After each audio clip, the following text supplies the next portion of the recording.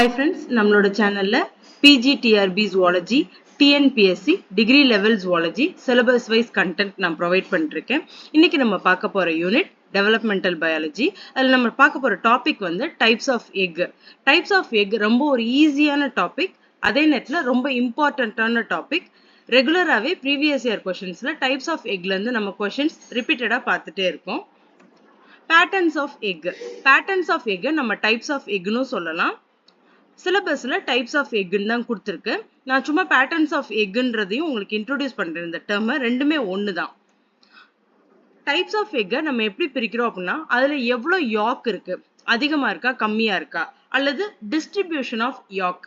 இந்த யாக் வந்து ஒரு போல்ல, வெஜிடல் போல்ல இருக்கு, அனிமல் போல்ல இருக்கு, இல்ல மொத்தமாவே எக் ஃபுல்லா யாக் இருக்கு, அந்த மாதிரி டிஸ்ட்ரிபியூஷன் ஆஃப் யாக் வச்சு பிரிக்கலாம்.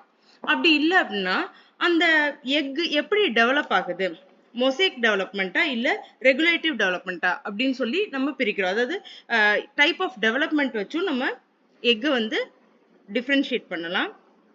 அல்லது presence or absence of shell, எக்கை சுத்தி ஒயிட் கலர்ல எல்லோ கலர்ல ஒரு கால்கேரியஸ் கால்சியம் கார்பனேட் ஷெல் இருக்குல்ல, முட்டைக்கூடுன்னு சொல்றோம்ல, அந்த முட்டைக்கூடு இருக்கா இல்லையா, இதை வச்சும் நம்ம வந்து எக்கை வந்து கிளாசிஃபை பண்ணலாம். ஃபர்ஸ்ட் நம்ம என்ன பேசிஸ்ல கிளாசிஃபை பண்றோம் அப்படின்னா, அமௌண்ட் ஆஃப் யாக். என்ன பேசிஸ்லன்றது ஞாபகம் வச்சுக்கோங்க, அதுவும் சில நேரம் கேட்பாங்க. அமௌண்ட் ஆஃப் யாக் அப்படின்னா கொஞ்சமா இருக்கா, யாக் வந்து நிறைய இருக்கா அப்படின்னு சொல்லி பாக்குறோம். யாக் வந்து ஏ லெசித்தல் அப்படின்னு சொல்றோம். ஏ லெசித்தல்னா கொஞ்சம் கூட யாக்கே இல்ல அப்படின்றதுதான் ஏ லெசித்தல். இந்த இதுல ஸ்பெல்லிங்ல லெசித்தல் அப்படின்னா அது யாக்க குறிக்குதுன்னு அர்த்தம். நீங்க எங்கேயுமே வந்து டீலோ லெசித்தல், மெகா லெசித்தல், இந்த லெசித்தல் அப்படின்றது யாக் அப்படின்னு சொல்லி மீன் பண்ணுது.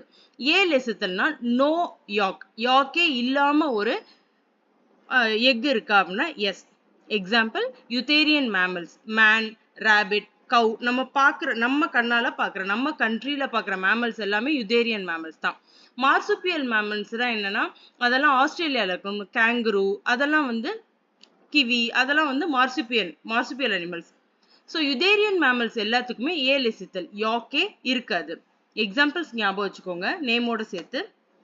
Micro லெசித்தல் or oligolecithal. இப்போ உங்களுக்கு புரிஞ்சிருக்கும் இல்லையா, மைக்ரோ லெசித்தல் ஆர் ஆலிகோ லெசித்தல்னா, லெசித்தல்னா யாக்கு, மைக்ரோனா ரொம்ப நெக்லிஜிபிள் அமௌண்ட், ரொம்ப ஸ்மால் அமௌண்ட் ஆஃப் யாக் இருக்கிறது தான் மைக்ரோ லெசித்தல் ஆர் ஆலிகோ லெசித்தல்னு சொல்றோம். எதுல இருக்கு, ஆம்பியாக்சஸ், டியூனிகேட்ஸ், இந்த மாதிரி ஆர்கானிசம்லாம் இருக்கு. மீசோலெசித்தல், மீசோலெசித்தல் அப்படின்றது ரொம்ப அதிகமும் கிடையாது, ரொம்ப கம்மியும் கிடையாது, ஒரு மீடியம் அமௌண்ட் இருக்கும். டிப்னாய், டிப்னாய்னா என்னது, lung fish, lung fish, Petromyzon, spelling தப்பா எழுதியிருக்கேன், பெட்ரோமைசான் எழுதிக்கோங்க உங்க நோட்ல. இது வந்து மீசோலெசித்தலுக்கு examples. Not larger amount of yolk, ரொம்ப கம்மி அமௌண்ட் ஆஃப் யாக்கும் கிடையாது, ஒரு மீடியம் அமௌண்ட் ஆஃப் யாக் இருக்கும்.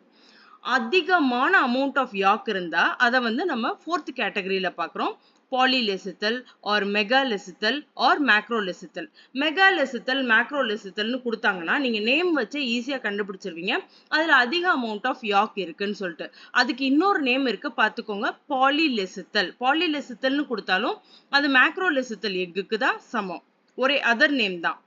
எதுல அப்படின்னு பார்த்தோம்னா, போனிஃபிஷ், ஆம்பிபியன்ஸ், ரெப்டைல்ஸ், பேர்ட்ஸ், இன்செக்ட்ஸ், இது எல்லாமே அதிகமான யாக். யோசிச்சு பாருங்க, ஒரு நம்மளுக்கு இந்த ஹென்னோட முட்டையெல்லாம் தெரியும் இல்லையா, அதுல எவ்வளவு யாக் இருக்கு, நம்மளால கண்ணால பார்க்க முடியும் அந்த யாக்க. ரெப்டைல்ஸோட எக்கும் அதே மாதிரிதான். போனிஃபிஷ்ல ஆரம்பிச்சு பேர்ட்ஸ் வரைக்கும், இன்செக்ட்ஸ்ல கூட மேக்ரோலெசித்தல் யாக் தான் பிரசன்ட் ஆயிருக்கு. ஸோ அமௌண்ட் ஆஃப் யாக் வச்சு 4 டிஃபரெண்ட் எக்ஸ் நம்ம பார்த்தாச்சு.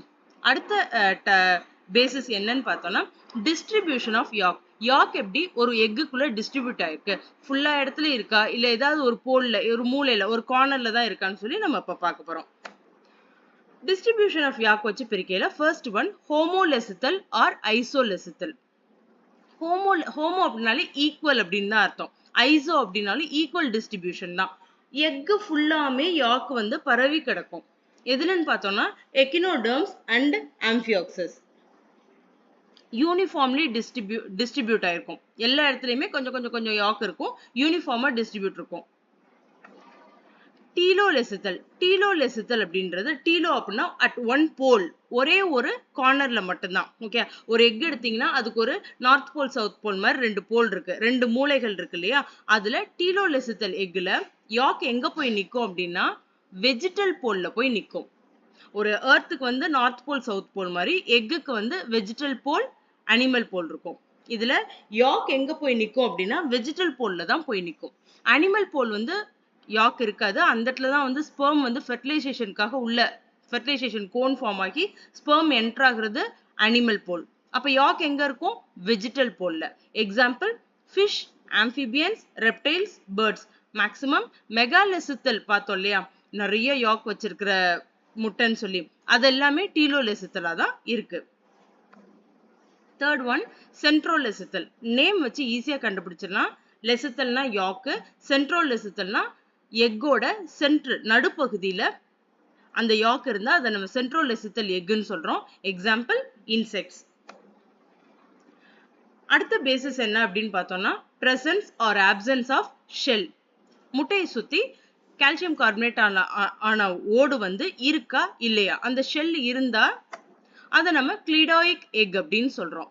கிளிடாயிக் egg example reptiles and birds. Cleidoic egg எந்த அனிமல்ஸ்ல இருக்கும்னு பார்த்தா லேண்ட் அனிமல்ஸ்ல தான் இருக்கும்.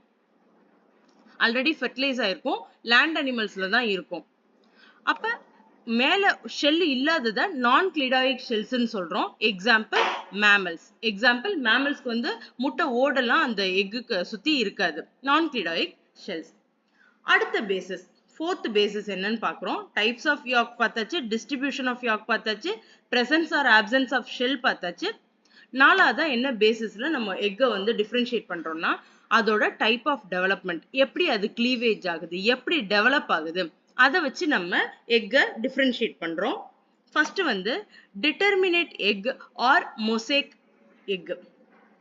டிட்டர்மினேட் எக்ல நீங்க அந்த எக்கோட ஒரு பார்ட்டும் ஆல்ரெடி ஒரு ஆர்கனுக்கு அது வந்து குறிப்பிடப்பட்டிருக்கும்.